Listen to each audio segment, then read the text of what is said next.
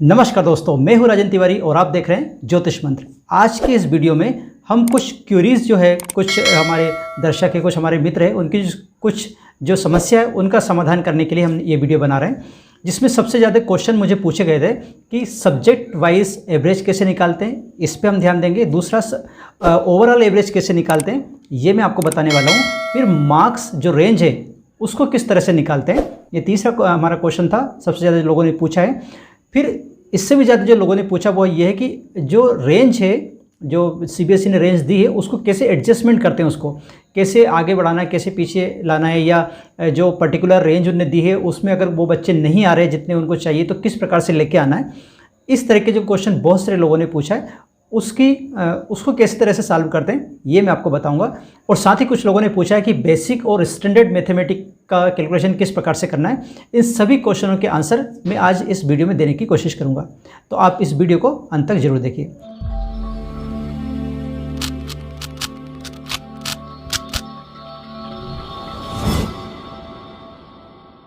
तो सबसे पहले हम जानते हैं कि सब्जेक्ट वाइज एवरेज कैसे निकालते हैं।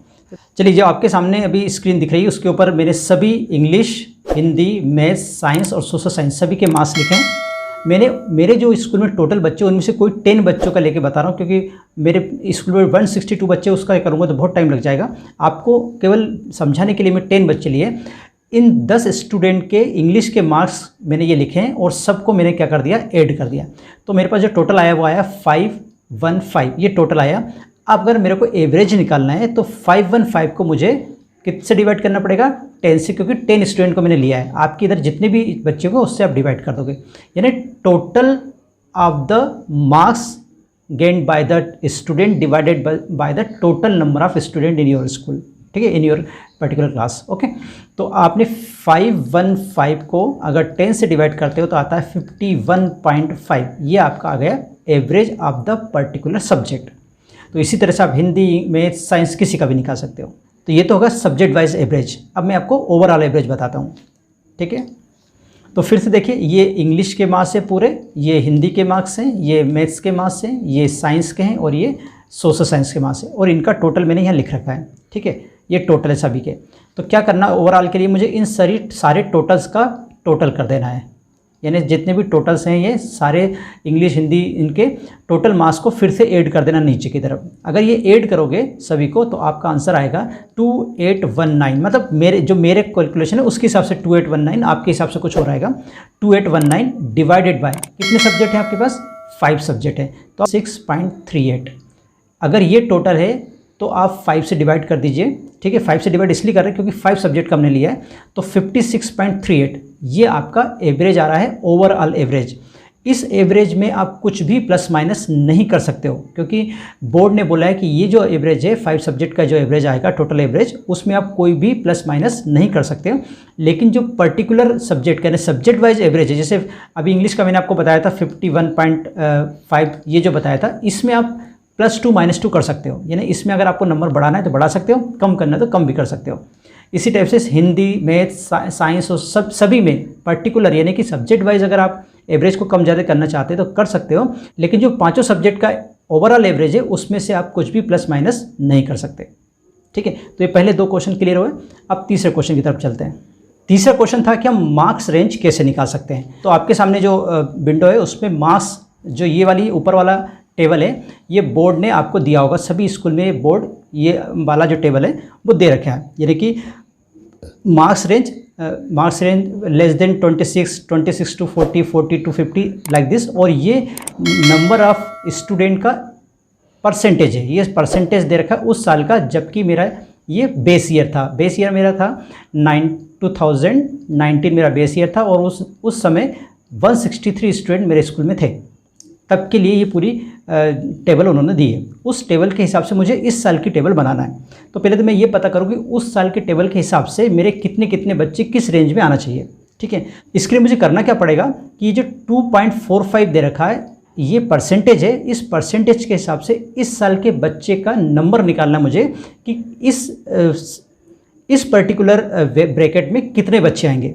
तो मेरे को क्या करना है, 2.45 इंटू 162 स्टूडेंट है मेरे पास, और मुझे इसको 100 से डिवाइड करना है। ये फार्मूला है, यानी कि आप क्या करेंगे, percentage into total number of student upon 100, ये फार्मूला बन गया। या फिर ऐसा कह सकते हो आप 162 को पहले 100 से आप डिवाइड कर लीजिए तो ये हो जाएगा 1.62, इसमें आप 2.45 का इंटू कर दीजिए। ये मैं अपने स्कूल के हिसाब से बता रहा हूँ, जबकि मेरे इधर 162 स्टूडेंट है तब की बात कर रहा हूँ। अगर आपके इधर 180 स्टूडेंट है, 180 स्टूडेंट है तो जहाँ मैंने 162 लिखा है वहाँ 180 लिख देंगे, जहाँ पे मैंने 1.62 लिखा है उस जगह पे आप 1.80 लिख देंगे। ठीक है, इस तरह से आप 1.62 का इंटू 2.45 में, यानी जिसका मतलब जो गिवन परसेंटेज दिया उसमें इंटू करना है। तो मैंने जब 2.45 का जब इंटू करता हूँ तो आंसर आता है 3.96।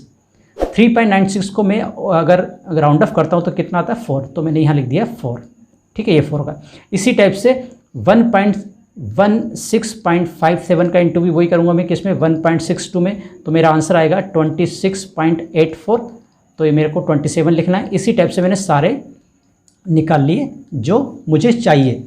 बोर्ड के हिसाब से मुझे हर ब्रैकेट में ये नंबर चाहिए। पहले ब्रैकेट में यानी लेस देन 26 में मुझे 4 स्टूडेंट चाहिए, 26 to 24 वाले ब्रैकेट में मुझे 27 बच्चे चाहिए, इस वाले में मुझे 47 चाहिए, इस वाले में मुझे 44 स्टूडेंट चाहिए, इसमें मुझे 32 चाहिए और इसमें मुझे 8 स्टूडेंट चाहिए।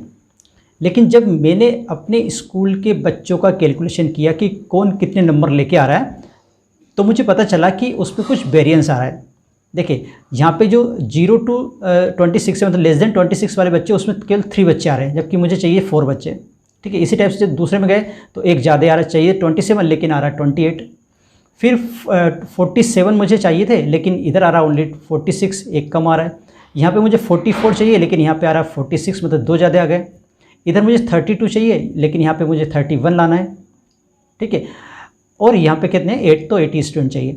कुल मिला के मुझे सारे में चेंज करना है, सिर्फ लास्ट को छोड़ के सारे जो ब्रैकेट्स है उसके अंदर कुछ ना कुछ मुझे चेंज करना पड़ेगा।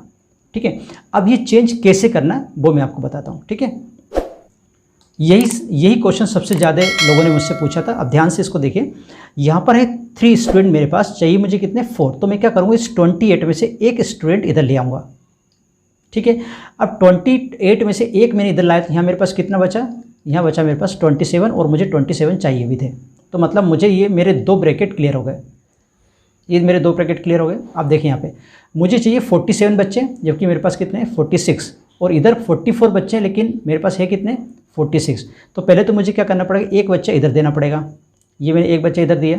ठीक है, 46 में से एक कम करके इधर लेके आया, तो ये 46 + 1 कितना हो गया 47, मतलब ये ब्रैकेट मेरा क्लियर हो गया। अब लेकिन 46 में से मैंने एक कम कर दिया था, तो मेरे पास अब कितने बचे यहाँ पे 45 ही बचे, लेकिन चाहिए मुझे कितने 44, एक ज़्यादा फिर हो रहा है मेरे पास। तो मैं क्या करूँगा, एक बच्चा आगे की तरफ दूंगा। ये मैंने एक बच्चा आगे की तरफ दे दिया। 45 में से एक और कम होगा तो यहाँ मेरे पास कितने बच गए मेरे पास 44, जो कि मुझे चाहिए। ये क्लियर हो गया। यहाँ कितने बच्चे चाहिए थे मुझे 32, है कितने मेरे पास 31, और एक बच्चा मैंने इधर से ले लिया, तो +1 कर देंगे तो कितना जाएगा 32। इस तरह से आप बच्चों को शिफ्ट कर सकते हो। क्लियर हुआ? एक बार और क्लियर कर देता हूँ मैं इसी चीज़ को, फिर से देखिए। इस फर्स्ट वाले ब्रैकेट में मुझे 4 स्टूडेंट चाहिए थे, लेकिन मेरे पास थे 3, और सेकंड ब्रैकेट में मुझे 27 चाहिए थे, जबकि मेरे पास है 28। तो मैंने क्या करा, एक स्टूडेंट को इधर वाले में शिफ्ट कर दिया। अब मेरे पास यहाँ पे हो गए 1 माइनस करूँगा तो 27। इट मीन्स मेरे 2 ब्रैकेट अब क्लियर हो गए। इधर मैंने +1 कर दिया था तो हो जाएगा 4। 2 ब्रैकेट क्लियर हो गए। तीसरे ब्रैकेट पे चलते हैं। मुझे चाहिए 47, लेकिन मेरे पास कितने हैं 46। मैं क्या करता हूँ, एक बच्चा इधर से लेके आता हूँ, एक बच्चा इधर से लेके आया, +1 किया तो हो जाएगा 47, मतलब ये ब्रैकेट मेरा होगा क्लियर। लेकिन 46 में से अगर एक में कम कर देता हूँ तो यहाँ पे मेरे पास बचते हैं अब 45, लेकिन चाहिए मुझे कितने 44, अभी भी एक ज़्यादा हो रहा है। तो मैं क्या करता हूँ, एक बच्चे को इधर शिफ्ट करता हूँ, तो 45 में से एक और कम कर दिया तो मेरे पास बच गया 44। इट मीन्स ये ब्रैकेट भी मेरा क्लियर हो गया। अब यहाँ मुझे चाहिए थे कितने 32, थे कितने मेरे पास 31। तो एक बच्चे जो मैंने इधर लेके आया उसको मैं प्लस कर देता हूँ यहाँ पे, तो हो जाएगा 32। इस तरह से आप सारे ब्रैकेट्स को क्लियर कर सकते हो। सारे ब्रैकेट को जो बोर्ड ने दिया उसी के हिसाब से इसमें मैच कर सकते हो। तो आप सोचेंगे ये तो बहुत इजी काम है, ये कौन सा बड़ा काम है, लेकिन इसके पीछे जो बहुत बड़ी कैलकुलेशन छुपी है वो मैं आपको बताता हूँ। ये तो बहुत आसान है, आप प्लस माइनस करके लगा देता, लेकिन आपने जिस बच्चे को शिफ्ट किए हैं उनको कैसे आप फाइंड आउट करोगे कि कैसे का आपने शिफ्ट किए। अब मैं वो बताता हूँ कि आप कौन से बच्चे को लेके आओगे यहाँ पर शिफ्ट करने के लिए। तो देखिए उसके लिए बताता हूँ। देखिए सबसे पहले मैं आपको बता रहा हूँ कि मैंने ये 27 था और मेरे पास 28 बच्चे थे, उसको मैंने एक नीचे की तरफ शिफ्ट कैसे किया। कौन से बच्चे को मैं नीचे की तरफ शिफ्ट करूँगा, यानी अपर वाली रेंज से लोअर वाली रेंज में कैसे लेके आऊँगा, वो पहले मैं आपको बताता हूँ। ठीक है, सपोज करिए कि ये सारे बच्चे मेरे स्कूल के हैं, वो सारे बच्चे हैं, मैंने इसको डिसेंडिंग ऑर्डर में पहले से बना के रखा है। तो मैं सबसे नीचे जाऊँगा, ये सबसे नीचे गया और ये बच्चे मुझे मिले हैं। देखिए आखिरी के ये 3 स्टूडेंट थे जो ऑलरेडी मेरे पास 3 में आ रहे थे, लेकिन मुझे एक और चाहिए था। तो मैं ये जो 27.475 है, इस बच्चे को मैं नीचे लेके आऊँगा इधर की तरफ, यानी नीचे वाले इसमें 0 to 26 वाले में लेके आऊँगा। तो 27.75 बच्चे अभी फ़िलहाल नंबर है उसका, मतलब कुल मिला के 28 नंबर ऐसा मान लेते हैं, लेकिन अपने को 26 से नीचे ले जाना उसको। इसका मतलब आपको 3 नंबर कम करना पड़ेगा इसके। समझ में आ गई। इस बच्चे के यहाँ पर जाके आप 3 नंबर कम कर दीजिए, टोटल में से 3 नंबर कम कर दोगे। जैसे ही 3 नंबर कम करोगे ये 25 पे पहुँच जाएगा, और 25 पे पहुँच जाएगा मतलब लेस देन 26 आ जाएगा। इस तरह से आप बच्चे के नंबर कम कर सकते हो यहाँ से। अभी बात ख़त्म नहीं हुई, अभी रुकिए ज़रा। यहाँ तक समझ में आ गया कि अपर लिमिट से लोअर में कैसे ले जाते हैं। क्लियर हुआ। सबसे जो नज़दीक होगा उसी को हम नीचे ले जाएंगे, ये ध्यान रखिए। सबसे नज़दीक वाले को, यानी कि लोअर अपर लिमिट के जो नज़दीक होगा उसी, सबसे नज़दीक होगा उसी को हम नीचे लेके आएंगे। यहाँ पे देखिए 27 से ऊपर फिल किया था, 28.125, 31, ये बहुत सारे थे, लेकिन मैंने किसको लेके आया, जो सबसे नज़दीक थे इसका उसको लेके आया, ताकि आपके परसेंटेज पे ज़्यादा दिक्कत नहीं जाए, आपके एवरेज पे ज़्यादा दिक्कत नहीं जाए, इसलिए मैंने ऐसा करा। क्लियर।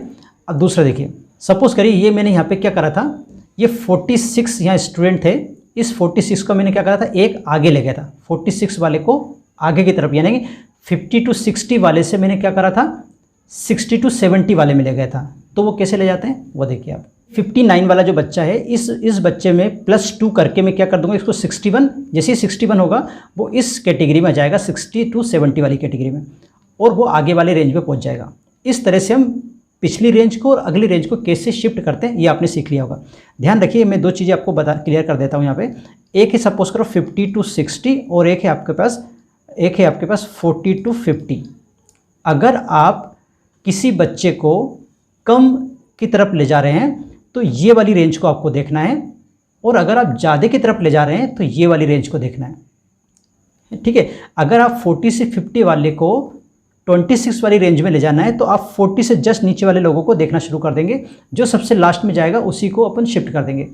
और 60 से 70 की तरफ जाएंगे तो 60 वाले बच्चे, जैसे 60.5 भी आया तो वो उस वाले बच्चे को हम आगे पहुंचा देंगे।